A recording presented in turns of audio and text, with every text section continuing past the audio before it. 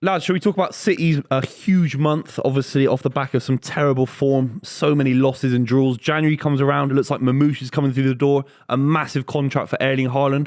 Just from your lad's perspective, what's the overview for Man City? Are you excited about Haaland staying for 10 years? But would you be excited? Do you think it's a massive move for City? Because I'm going to respect this so much if it's true. I saw what I believe to be a rumour, but if this is true, City are the governors. In fact, that was the name of their mob, but City are the governors, if this is true. Has he got a 115-month contract? No, I don't think so. Is that not true? No, it must be. I thought that was such a flex. Did you see that? Haaland, innit? I've seen something like that. Yeah, they've How given long him is 9 years?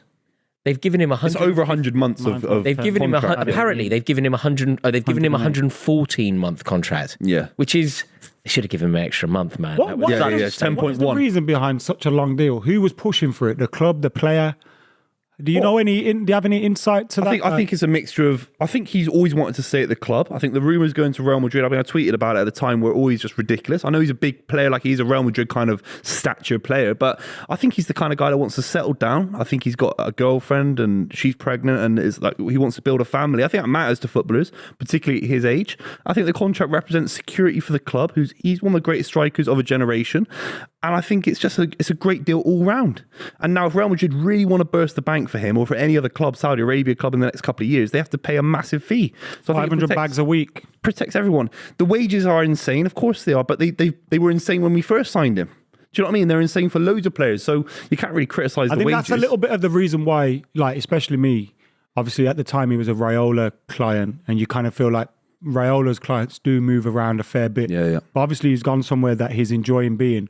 I couldn't get, like, I was trying to apply some, like, trying to see how this works for City. Like, is it a thing where they know they're not going to get done?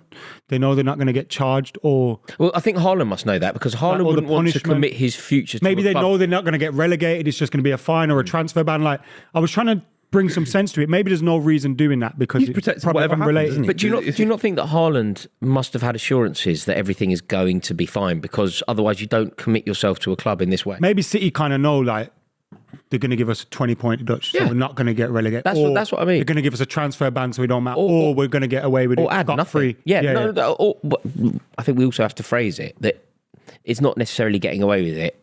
They may have done nothing wrong. Like, that would also be the angle. And I think the point about the contract has to be, first and foremost, that the culture at the club is so successful. It's such a benefit to modern footballers in the last 10 to 15 years. I know we talk about all these mercenaries that first came to Man City, think of Robinho, etc. But David Silva, Aguero, Yaya Toure, Company, Zabaleta, top players, Bernardo Silva, Ilkay Gundogan, they want to spend their prime years at Man City. It's not about the charges, it's not about the security of the charges, it's a factor. But the first factor we have to talk about when we talk about the Haaland contract is that there's a culture at Man City that is the most elite in the Premier League, if not European football. And now you have one of the most recognised, one of the best centre forwards in world football, tied to the club for at least 4 years. I think there might be a break in 4 years, but there's 4 years. And initially he was only expected to come to the club for a couple of years, wasn't he? People 3 saw years. it as a bit of a stepping stone. And that came from his dad. His dad suggested that he wants to move to a different country every couple of years. So he's done that. He's now going to do. You're going to end up having him for a decade. But he's also so young that even if he did 9 years, he could still go to Real Madrid or something like at the end of that. Like, you know what I mean? He's so young that could still be a possibility. I think it's scary for the Premier League, and that's why I was interested about your lad's perspective as rival clubs. I know you guys are a little bit out of the title race at the moment, maybe more interesting for Liverpool and Arsenal fans, but you're talking about a guy that basically guarantees you at least what? Let's be real, 30 goals a season in all comps, guaranteed minimum. He's on that already. If he doubles his output now in the Premier League, he'll probably end up on 30 in the Premier League this season, and he's been poor this season by his own standards. He has been, and he can improve. He's got 79 goals in 87 games. What do you think this means for Alan Shearer's 260? If he stays fit, he beats it, and there's no question about it. I think that goes without saying. If he stays fit, he beats that record. But I want to refer to one of your tweets. Go on. Because you said, like, the defenders in the Premier League wouldn't be asked. Yeah, well, I found the way that Man City decided to put the news out quite arrogant. Yeah. And the video about warning defenders or something. Yeah, it was sort of, it felt like a very conceited way to put out the news that is effectively a contract extension, which isn't glamorous news. It's how people are making, like, I think it is when you're that big, though, mate. I think it is when you're that big. He's an icon of modern football. I think he's top 2 or top 3 in world football for this generation. You know, whether we like it or not in terms of followers. And him and Mbappe and maybe Bellingham.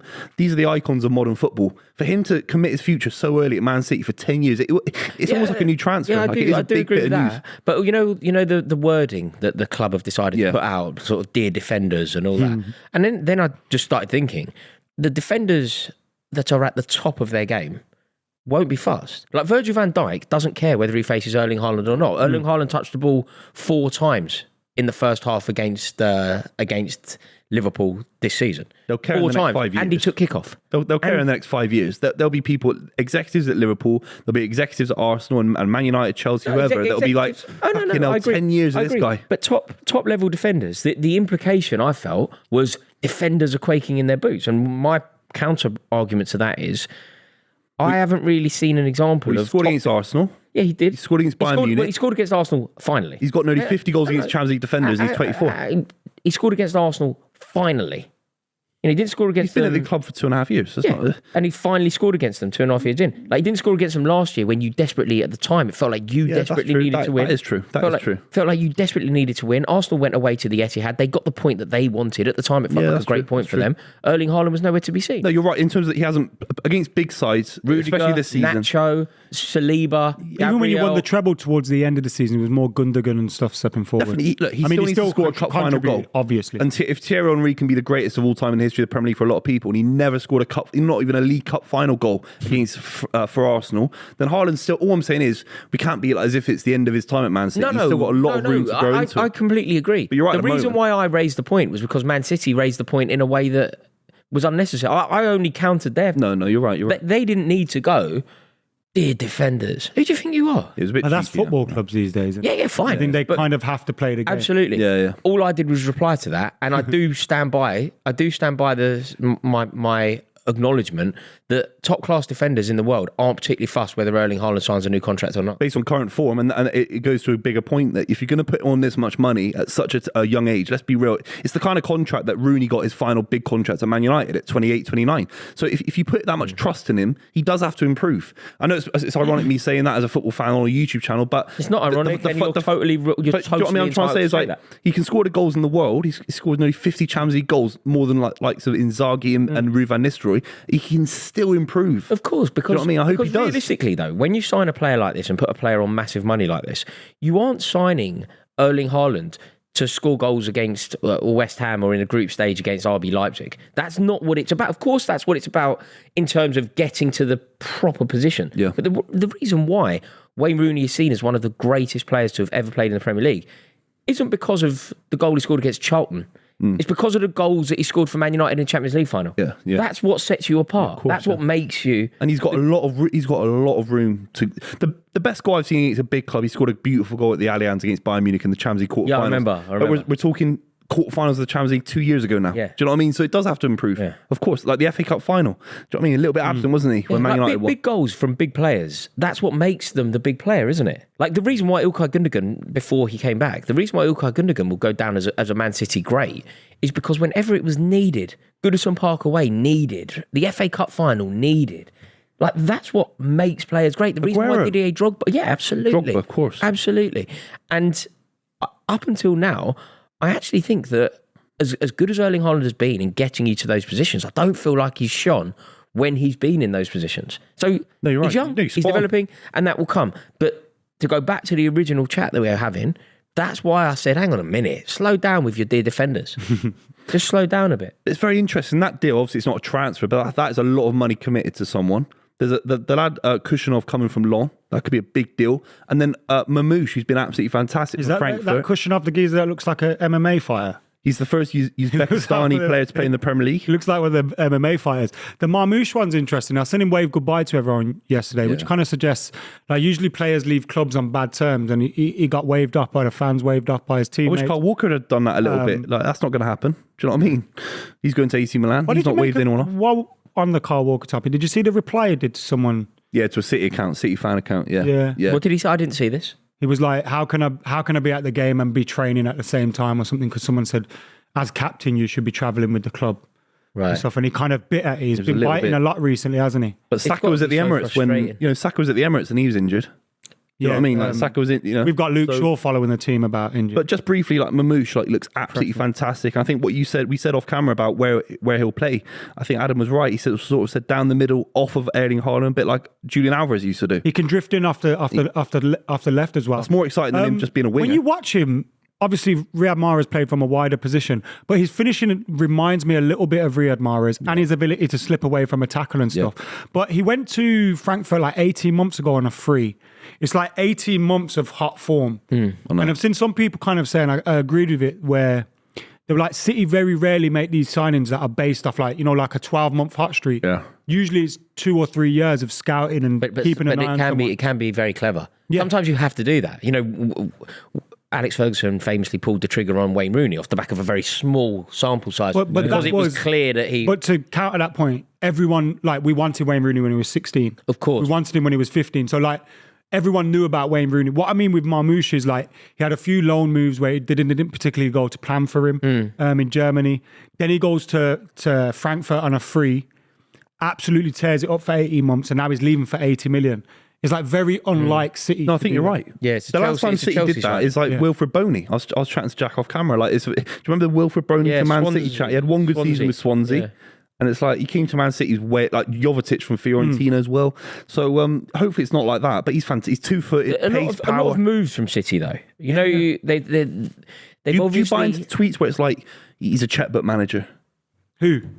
Pep Guardiola. No, he's had a bad 6 months now. He's spending the money. I do. But you never bought anyone in the summer. That's exactly what. Yeah, exactly. What I do think is, that Guardiola. This isn't said with any sneer at all. It's just a kind of acknowledging the truth.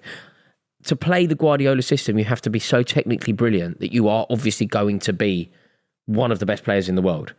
What I don't think his skill set is, and it's not that he's not brilliant at what he does. His skill set isn't polishing a rough diamond. I don't think that's Pep Guardiola's skill set. Is that fair? No, that is definitely fair. In the way that maybe Jurgen Klopp made Jordan Henderson one of the best midfielders in the world. Yeah. I don't think it's just a different skill set. It's not that it's not. People conflate that with academy though. What you're saying is spot on. Like how Conte used Victor Moses as an example, right? Conte, Victor Moses, Jurgen Klopp. You're spot on. But then Fabian Delph did a similar thing. Sir Alex Ferguson with the likes of maybe Phil Neville. But people conflate that with Pep not using young talent from the academy, and they say, like for example, he signed everyone from Barcelona. It's like Pedro, Xavi, Busquets, Piqué, all these guys came from the city, from the Barcelona academy. They'd already made their debuts. Though. No, a lot of them. I think that's the point people make. Like, is that he very rarely does dip into the... No, but Iniesta and Xavi and Pedro in particular was underrated. He made them the players they were. No, but he gave them a level of trust that was outrageous. Pedro basically came in and replaced Ronaldinho. Do you know what I mean? Yeah. Like it's outrageous. No, look, there's no doubt that he's brilliant. I just think that it's a slightly different skill set. It's not even a better skill set. It's just Antonio. You're right. Antonio Conte made Marcos Alonso one of the best left backs in Europe when he clearly wasn't close to being one of the best left backs in Europe. Yeah. Whereas Guardiola makes Erling Haaland score goals. Guardiola's got a few Delph at left back in the Centurion season is an example, but it's a small sample size. Yeah, Mourinho was a genius at it. But also to be a player for Guardiola, you have to be so technically brilliant, because if you aren't technically brilliant, you can't really play a system. Yeah, you've got. I remember when they had Cancelo at fullback. Cancelo was creating goals in the way that Kevin De Bruyne was. Yeah, as a left back, on his right foot, outside of the boot assist and all that. Yeah. Like, it's only the Guardiola system where you need to be able to do that, because in the Guardiola system, everybody kind of borrows skill sets from each other, don't they? You've got Cancelo playing like De Bruyne. You've got De Bruyne defending as resolutely as John Stones. You've got John Stones being a midfielder. There's all that kind of cross pollination. Whereas other managers have defenders who defend, attackers who score goals, and I do miss that a little bit. I'm not gonna lie.